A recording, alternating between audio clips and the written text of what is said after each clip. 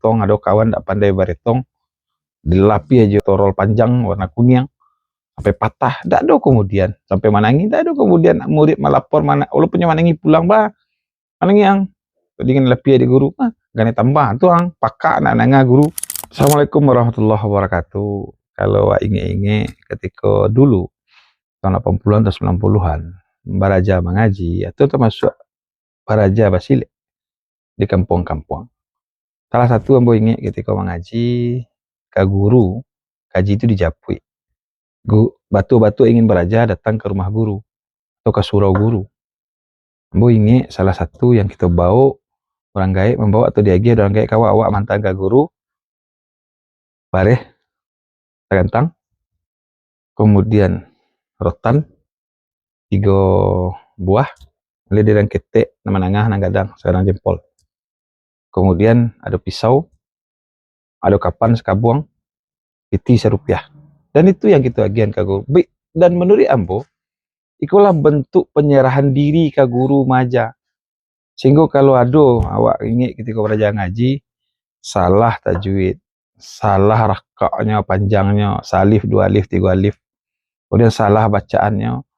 Nah, kalau misalnya salah 10 ya 10 kan lebih ya jerotan. Sampai kalau awak lihat ada kapan sakabuang. Artinya guru kalau murid ke melanggar syariat dan melanggar ajaran agama, kaji bisa nyetari dengan itu hukum. Walaupun itu tidak pernah terjadi, tetapi itu filosofi. Acok kali kami pada tahun 80 90 dan lain-lain menerima kanelapi di tangan, di bayi, di telapak tangan, di buah tangan, atau di kaki, di telapak kaki, di ujung jari kaki, jempol sampai luku. Tidak ada kemudian orang tua yang menyerang guru. Pertanyaan awak, kini kenapa guru-guru seketek-seketek dilaporkan ke polisi? Kadang-kadang ada murid kena lapis seketek. Ambo masih ingat guru di sekolah tak pandai beretong, ada kawan tak pandai beretong, dilapi aja mistar atau rol panjang warna kuning sampai patah, tak ada kemudian sampai manangi, tak ada kemudian murid melapor mana, walaupun manangi pulang bah, manangi yang dengan lebih di guru, gane tambah tu ang pakak nak nanga guru tong mada. Sehingga kita takut hari kini kenapa kemudian pendidikan itu dianggap mungkin itu pendidikan dulu tuh tidak manusia, tetapi tidak ada yang terbunuh, tetapi kemudian dengan cara orang dulu orang takut sejauh-jauh nyo pai, kemudian karena nyo tahu jo kaji nyo balik kasa, nyo pandai mengaji, pandai sembahyang dan lain sebagainya, nyo tahu jo agama. Kini kemudian banyak kemudian anak-anak pintar, tetapi hanya kepintaran hanya sesaat kadang-kadang. Katanya keluar dari tampeknya, dari pergaulannya, nyo balik. Ada apa? Atau kemudian orang dulu tidak mengerti HAM.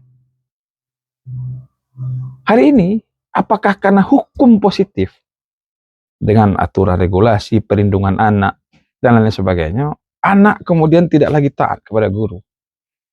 Dulu penyerahan orang tua kepada guru, baik guru di surau maupun di surau, itu full.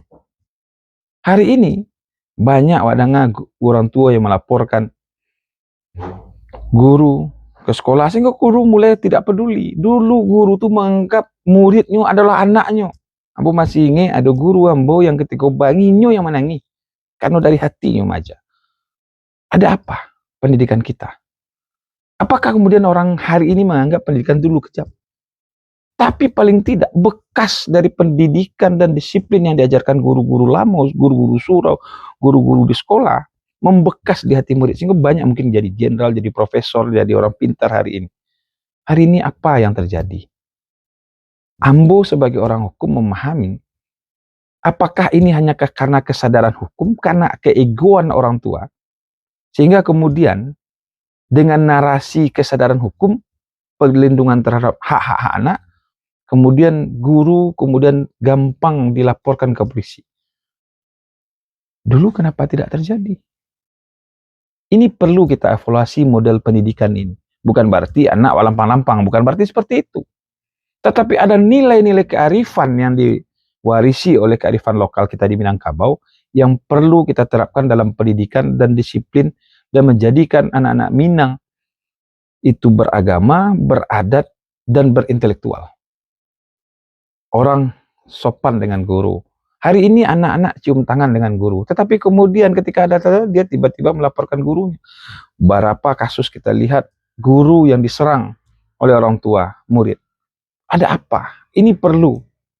Ini bukan hanya nostalgia, ini adalah introspeksi yang kemudian perlu kita pikirkan bersama, mencari solusi. Bagaimana seorang murid betul-betul menjadi kaji ke guru, baik di surau maupun di sekolah. Betul-betul keinginan untuk menuntut ilmu itu karena ikhlas. Dan orang tua harus menyerahkan anaknya sepenuh mungkin. Ketika dititipkan, maka kemudian titipan itu full. Sehingga guru ikhlas mengajar dan menganggap murid itu adalah anak yang harus mereka cerdaskan.